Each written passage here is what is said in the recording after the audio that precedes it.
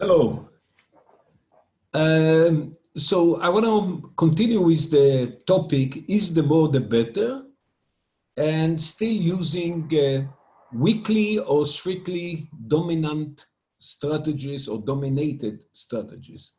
Just I want to remind you that a rational player does not use either weakly or strictly dominated strategies and will make use of that to get rid of strategies that a rational player will not use. So here's an example. This has to do with a company that has 3 board members.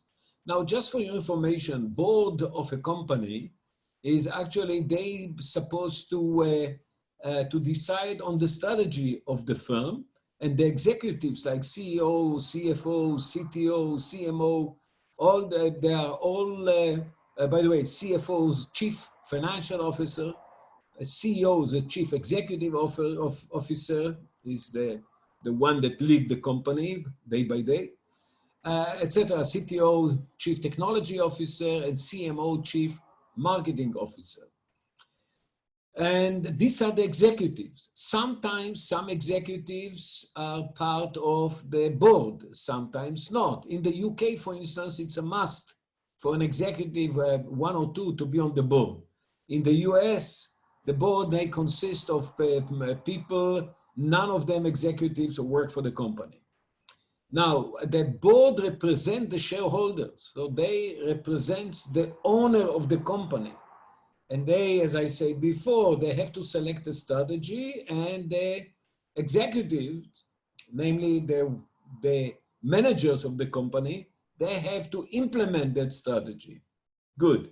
So here's a case where we have, let's say, 3 board members, B1, B2, B3, and one of them, B1, is assumed to be the CEO, the chief executive officer of the company. The board has to choose strategy for the company out of 3 possible strategies.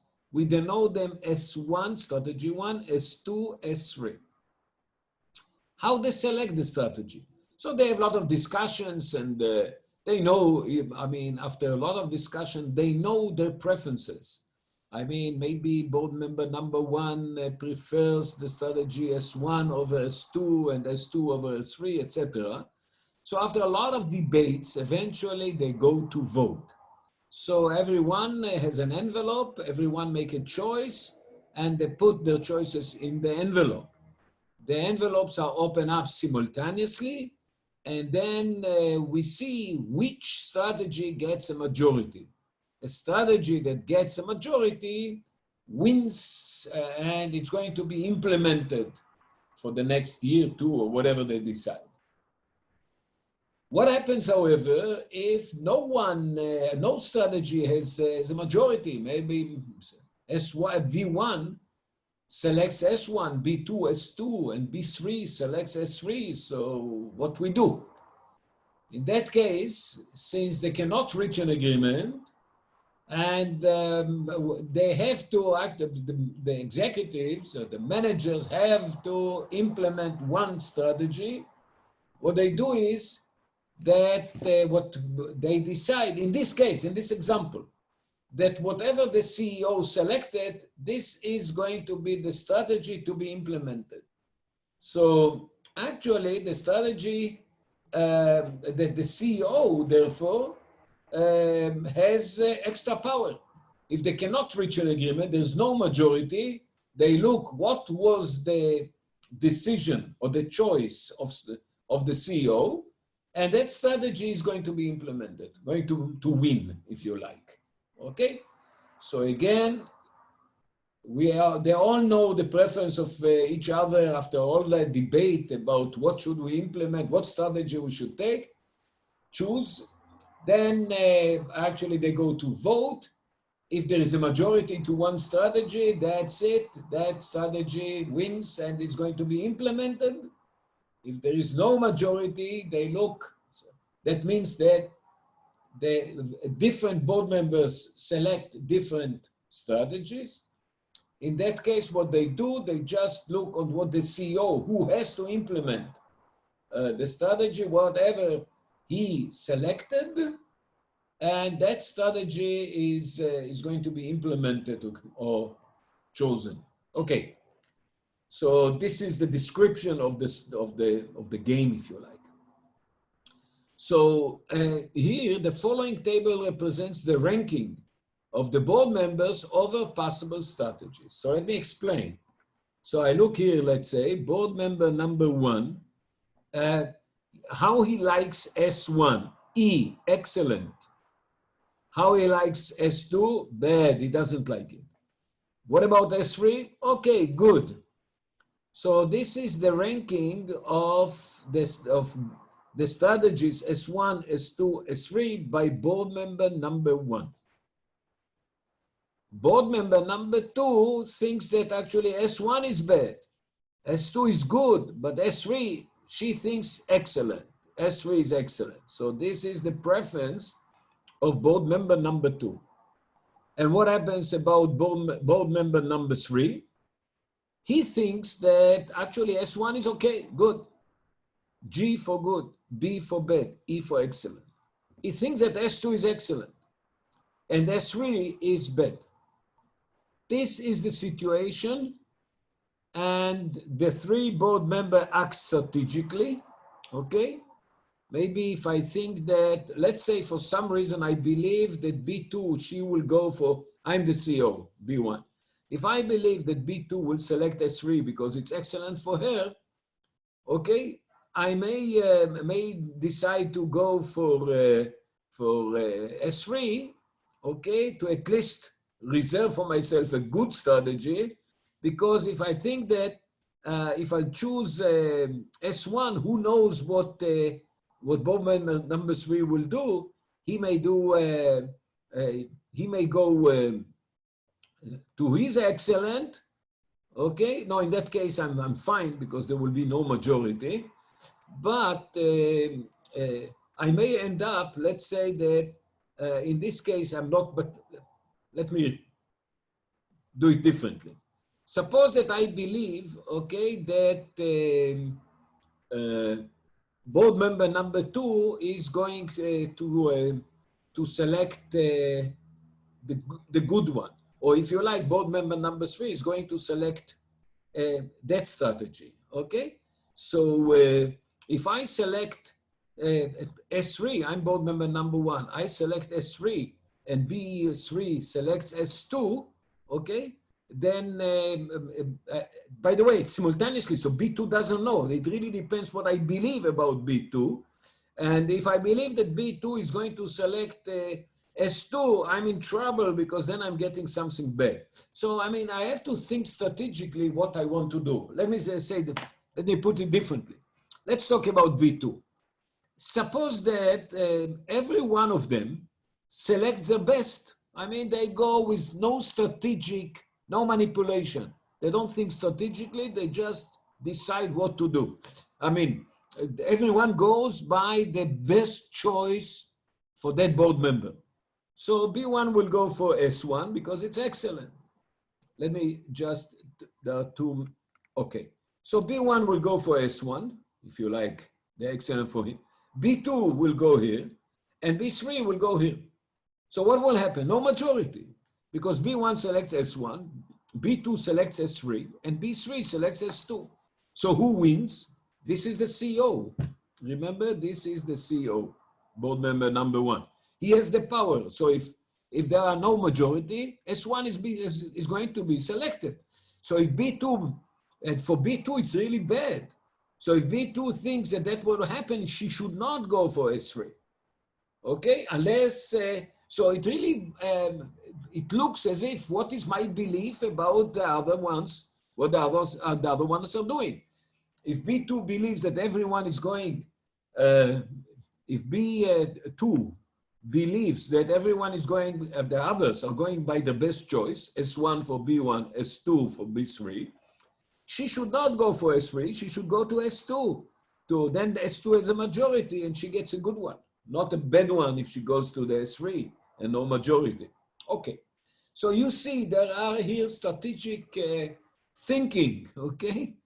How should I vote in order to maximize or to get the highest satisfaction that I can from the strategy selected. Good. So we're going to analyze it now. Okay. So the three board members act strategically. How would they vote? What strategy will be implemented? We have to remember that preference. It's not a game. The game is, I mean, what strategy it chooses. This is just to show you the preference of every board member, how they rank the different strategies. So I tell you what is the solution, then we'll read it. I claim that board member number one, the CEO, okay, again, I'll write it, the CEO, has to choose S1. He's excellent. I don't say it for B2 or for B3. It's only true for the one that has the extra power. Why? Look, if somebody else selects also S1, there will be a majority for S1. And therefore, S1 is the excellent for the CEO. Great. Now, if none of them, let's say that there's no majority for S1, and for that matter, no majority for S2 or for S3, then it means that all of them select different strategies. But if they select different strategy and the CEO select S1, then S1 is implemented. Excellent. It's excellent for the board member number one. Now, what happens if there is a majority, for instance, for S2, let's say 2 and 3 vote for S2, then it doesn't matter what the CEO does. All of them will give the same result. S2 has a majority. So S1, in case the other two selects S2 and S2 therefore has a majority, S1, S2, or S3 are all the same for the CEO because he knows that in that case he cannot affect anything. There is a majority for S2, let's say. Similar if there is a majority for S3. If there is a majority for S3, then if there is a majority for S3, then S3 is selected. Doesn't matter what B1 is doing. So in that case, all the three for B1 are the same. Both of them are as good. So let me summarize. In case the board member number one select S1, then S1 is selected for sure, except for two cases. What are the two cases? There is a majority for S2, namely the two board members, 2 and 3, select S2, in which case it doesn't matter what the CEO does. If he does S1 or S2 or S3, is as good. So for that matter, you can think that S1 still is the best, not the best, a best, because everything is the same. Similarly, if the board member, if S3 gets a majority, then again, it doesn't matter what the CEO does, S3 is going to be selected, and therefore to do S1 is as good as to do other things. So it's a weakly dominant strategy. Why it's a weakly dominant strategy? Sorry, so why S1 is weakly dominant strategy for B1? Because if he's selected, he gets excellent no matter, no matter what, except two cases. Majority for S2, in this case, is indifferent between S1, S2, and S3 because S2 is going to be selected. Or majority for S3, in which case, again, he is indifferent between the three because S3, no matter what he will do, has a majority and will be selected. Let me show you this in a table so you'll be convinced. But first of all, listen to my solution. First, observe it is a weakly dominant strategy for the CEO to vote for S1, which is the best for him. If it does so, S1 will win, except only if both board members 2 and 3 vote for S2 or both of them vote for S3. In these two cases, the CEO has no impact on the outcome, no matter how he votes. Let's say S2 has a majority, no matter how he votes, S2 will be selected. Consequently, B1 will vote as S1. He cannot lose, he can only gain by voting S1. It's either S1 will be selected, or in case there is a majority for S2, S3, doesn't matter what it does, it's as good. S1 is as good as the others.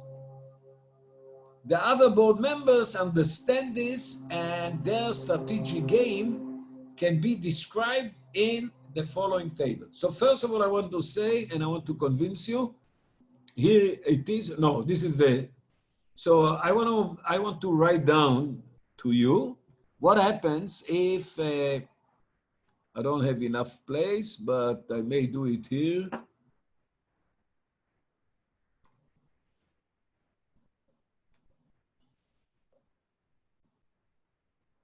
Or maybe it's in this one. Actually, it's in this one, so I don't need to do it. Okay, okay, just a second. Let me move on. So I want to show you what happens. That is the table. Suppose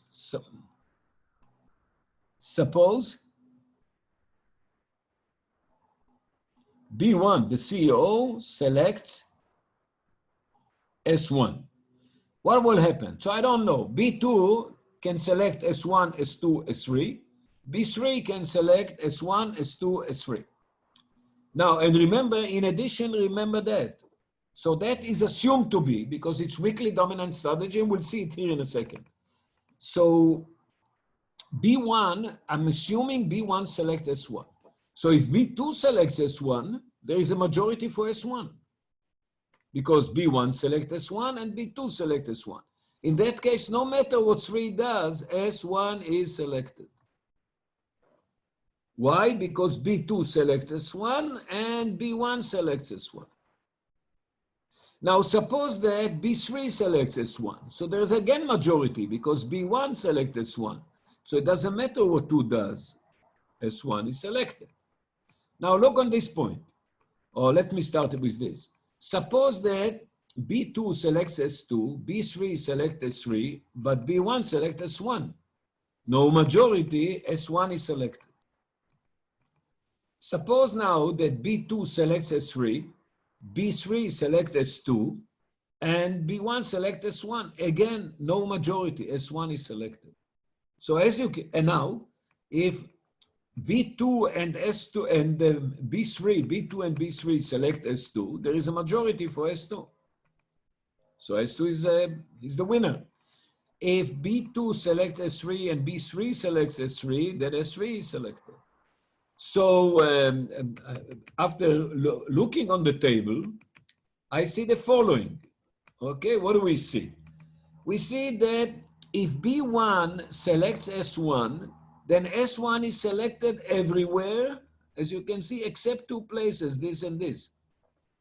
But in that case, doesn't matter if you select S1 or you select S2 or S3, S2 will be selected because there is a majority by B2 and B3 selecting S2. Similar here, if B2 selects S3 and B3 selects S3, S3 has a majority, and B1 cannot affect it. Doesn't matter what he chooses, there's a majority for S3. So that proves that B1 can only gain by selecting S1. It cannot lose. There's no way that you would say, oh, I should select something else. So in that case, since it's a weakly dominant strategy, he is going to select it. So this will be the case. So now I want to see what will be the game. The game is actually between B1 between B2 and B3, because I know that B1 is going to select S1. That I prove it to you. So the table shows the winning strategy given the decision of B2 and B3. the ranking of B2 and B3 of it. Now let's go back to see the ranking. So what happens to 2 and 3, because these are the two players. 2 versus 3, because we know what one will do. That we know for sure. One is going to vote for S1. So we see that if this is now the game, except that inside every square I have to write what is the payoff to B2 and what is the payoff to B3. Here the payoffs are not necessarily, are not in numbers. We could do it with numbers, but rather bad, good, and excellent. So I want to see how B2 and B3 enjoys S1. So let me go back. S1, B2 and B3, this is their ranking. For 2, S1 is bad. For 3, S1 is good. So therefore, every place that I have S1, I have to replace it by bad for 2, good for 3. Bad for 2, good for 3. So instead of this one, I'm going to write bad for 2, good for 3. In each one of them, I'll do this. In each one of them. Okay, let me see. Yeah, I have, these are actually the preference, so I don't need to go again for the preference. So S1, S1 is bad for, 2 and good for 3. Now remember, these are if S1 and S1, S1 is selected, S1, everyone is everywhere S1 except S2, S3. That is coming from the previous table.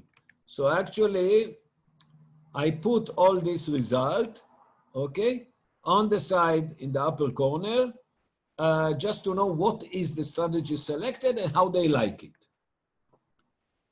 So S1, S1, S1, S1, S1, S1, S1, S2, S3. Good. How S1, how they like S1?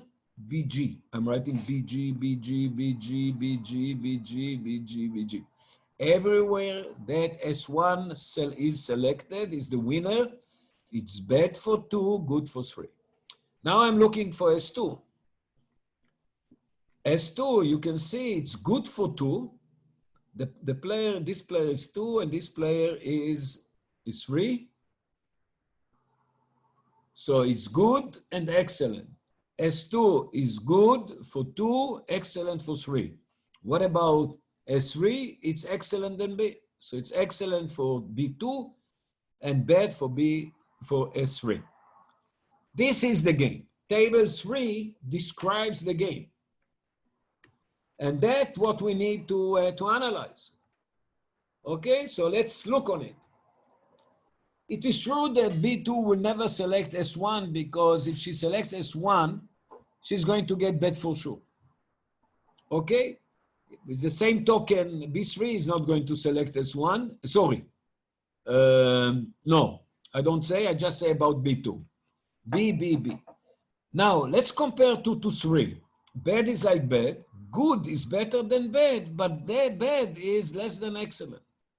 So, if 2 thinks that board member number 3 will select S3, she's better off selecting S3 to get excellent. But if she believes that for some reason he's going to select S2, she's better off selecting S2 to get good, okay? To get good and not selecting, let's say, S3 because she will end up with bad, or S1, she's going to end up with bad. So what she does, it's not clear. What board member number 2 does is not clear because I cannot compare S2 to S3. And there's no meaning to say that E is better than B more than G is better than B. There's nothing like this. It's really what you think that the other player will do. If 2 believes that the other player is going to, that B3 is going to select S3, she should select S3 to get excellent and not S2 because she will get bad. If she believes that the other player is going to play S2, she's better off not taking S3 to get bad, but rather to move to S2 to get good. So now it is a matter what she believes about what is the action that 3 will take. Okay, so let's move to B3. On B3, we are lucky. He has weakly dominant strategy. Okay, let me see together with you. So suppose I want to compare S2 and S3, compare S2 with S3 for board member number 3. Remember the payoff of board member number 3 is on the right, for board member number 2 is on the left. So I want to see what happens if he selects S2. It's going to be for him, it depends what 2 does, but it is either good, excellent, good, depending on what 2 does. If she goes S1, S2, S3. Now let's compare it now the 2 good, good, bad. Good is as good as good. Excellent is better than good, and good is better than bad. So there's no reason for S3 to select there's no reason for B3 to select S3, because by selecting S2, he can do either the same or better. Okay, so when I compare 2 to 3, 2 is better. Now let's compare 2 to 1. Good is like good, excellent is better than good, and good is like good. So he cannot gain anything by playing S1. If he plays S2, he gets at least as much as S1 and maybe more if it's here. So if 3 has to choose, S2 for 3 is weakly dominant strategy. It is a better strategy than S3, better or equal. And it is better or equal to S1. Okay, so you can only gain, B3 can only gain by playing B2, S2, sorry. Now, board member number 2 understand it, and now she knows that actually the other board member, she knows about B1, that we explained, B1 select S1. But now she also realized that B3 is going to select S2. So she says, if I select S1, I get bad. If I select S3, I'm going to get bad. But if I select S2, I'm going to go to get good, and therefore both of them select S2, and S2 wins. So let's read it together. Looking at table 3, we see that S2 is weakly dominant strategy for B3. He can't do better no matter what B2 does with S2. Hence, B3 votes for S2. But then the best reply action of B2 is to vote for S2 to get a good one and not a bad one. Consequently, S2 is selected, which is the worst strategy for the CEO. So here it is, S2 is selected, and this is bad for B1. What do we learn from that? That sometimes you give extra power to someone, and as a result of that, he gets the worst, he's worse off. Okay, so he should say, if you would know it in advance, he should say, I don't want the extra power, give it to somebody else. Because with this extra power, I'm going to end up with the strategy that I think is the worst for the company. So is the more the better? Not necessarily. Good.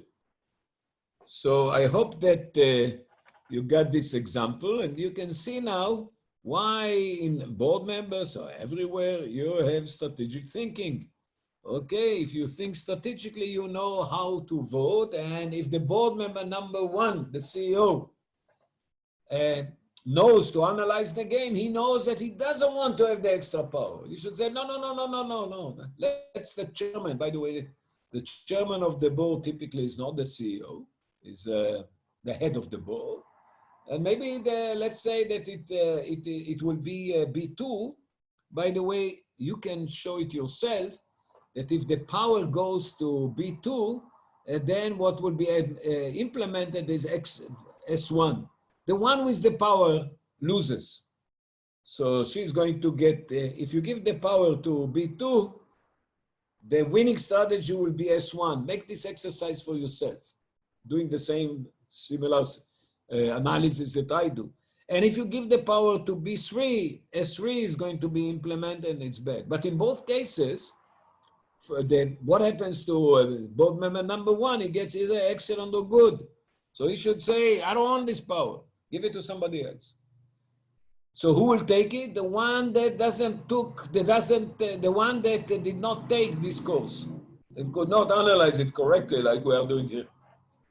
So the one that will volunteer to get extra power going to end up with the with the worst strategy for him or herself. Good. So extra power may hurt. In this example, will hurt. So here it is. Suppose next that B2 has extra power, which strategy will win? Use the same data as in the previous case. And then you can say it is, again, now it will be a weakly dominant strategy of B2 to vote for S3. Why for S3? Because she likes the most S3. So it will be like before, it will be a weakly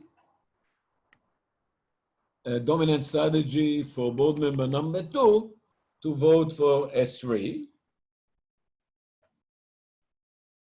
Her best strategy. Why? If she votes for S3, then S3 will win unless both B1 and B3 vote for S1. It's exactly the same argument as before. Okay, so I did this, this example for you, and you get that I don't want to spend the time, but this is the case. And in this case, this is the new game will be that game, okay? And this will be now the game between B1 and B3. Why? Because we know that B2 is going to vote for S3. And if she votes for S3, so everywhere S3 is selected, except if there is a majority for S1 or majority for S2. All the others are S3. S3, how good it is for 1 and 3. Let's start with S1. For 1 and 3, it is EG. I put EG. Now, S2 for 1 and 3 is BE. I put BE. And the rest are S3. How S3 is good for 1 and 3? GB. So everywhere I put GB, GB, GB, GB, wherever I see S3. Okay, and now we can see this time that actually S1, in this game, S1 is weakly dominant strategy for B1. Why? Let's look together. Let's compare S1 to S2 for B1. Excellent is more than good. Good is more than bad. And good is like good. So S1 is as good as S2 and maybe better. Here it is better. Excellent is better than good. And here good is better than bad. So what about comparing S1 to S3? Excellent is better than good. Good is like good. Good is like good. So again, S1 is weakly better than S3. So S1 is going to be voted by B1. B3 knows it. And he says, should I go good, bad, or bad? He goes to good. And what happens? S1 is winning. How good S1 is for the one with the power? Bad. So this is another, example you can check about S3, that B3, if you give the power to B3, S3 will win because that is the bad for him. The one with the power loses badly. Okay. Now I want to go to the same example, but I'm going to change somewhat the game. Before, all of them put their vote in sequentially in envelopes, and the envelopes were, sorry, simultaneously they put it in the envelope, and the envelope was simultaneously were selected, they were opened up simultaneously. And then they saw which is the winning strategy. Now I want to change a little bit. And the change that I want to make is that actually they vote sequentially. So let's say that here it is. Suppose that the votes are open and taken in a sequence. Let's say first B1 announces his choice, then B2, and then B3. And still under the assumption that the CEO has the power. What does it matter? Well, it matters a lot. It's actually a completely different game with completely, I mean, the number of strategies changes. Let me just to make it a little bit clear for you why the game is so different. So let's say that B1, so how it works, B1 stand up and say, I vote for, let's say, S1. And then everyone hears it. He sits down. And then B2, she stood up. She stands up and say, I'm voting for S2. Okay, she sits. And then B3 that hears the announcement of the two makes his own decision. Okay, so it is done by a sequence, and really the outcome will depend on the sequence. Okay. So how many strategies board member number 1 has? The number of strategies, and this is, by the way, not easy, so just try to follow me. The number of strategy that board member number one has, he can only say S1 or S2 or S3. So the number of strategies available for board member number 1 is 3. How many strategies board member number 2 has? Sorry. In the previous game, when they choose simultaneously, he also could do, thank you for the tea, and let me stop for a second. I like it. I call it a schluck. I took 1 schluck, 2 schlucks, and for the 3 board members, a 3rd schluck. Later on, I'll take another 3 schlucks for the strategies. But first, okay, so 2 now I claim has many more strategies, okay? Why many more? Because, and that's the big difference between sequential and simultaneous choice. In a simultaneous choice, you don't see anything, you don't know anything. You can do, you decide of S1, S2, or S3.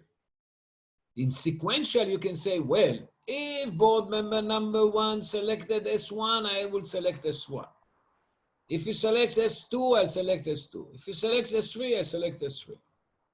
But I have another strategy. No matter what he does, I select S1.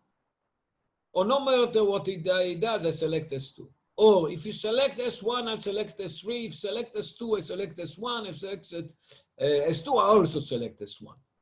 So there are a lot of possibilities. How many, actually? Board member number 2 has 27 different strategies. Why 27? Because he can say, if I hear S1, I can react to S1 by 3 different strategies. As a reaction to S1, I can put either S1 or S2 or S3. For each one of my choices against S1, I have 3 choices against S2. Okay, again, either S1, S2, S3, if I hear S2. If I hear board member number 1 to say S3, still I have for each one of the 2 choices that I made for S1 and S2, I can have 3 choices for S3. Therefore, it is 3 times 3 times 3, not plus, times. For each one, let me go back. For each one, let's say that for strategy S1, how I'm going to react. Okay, I'm board member, let's say board member 2. I can react to if I hear S1, I can do either the same S1 or S2 or S3. For each one of these choices, my reaction to S2 can be S1, S2, S3. So the total number of reactions together to S1 and S2 is 3 times 3. Because from each one of the S1, I have 3 for S2. So 3 times 3. For each one of the 9, because now I have 3 times 3, 9. For each one of the 9 pairs of strategies against S1 and S2, I have 3 against S3. And therefore it is 9 times 3, 27, 3 to the power 3. So you see the game is much more complicated in the sense of the number of strategies, and not to talk about the number of strategies of player 3. Player 3 can hear how many outcomes he can hear. He can, there are like 9, not like, but there are 9 possible pairs of strategies selected by B1 and B2. What are the 9? S1 and S1. So board member number 1 selects S1, board member number 2 selects S1. S1 and S2. Namely, board member number 1 select S1, board member B2 select S2. Another pair, S1, S3. Board member number 1 select S1, board member number 2 select S3. Now, S2, S1, S2, S3, S2, S3, S1, S3, S2, S3, S3. 9. For each one of the 9, board member number 3 can reply in 3 different strategies, S1, S2, or S3. So then I have to multiply 3 times 3 times 3. How many times? 9 times. This is 3 to the power 9. This is a little combinatoric. 3 to the power 9 is 729.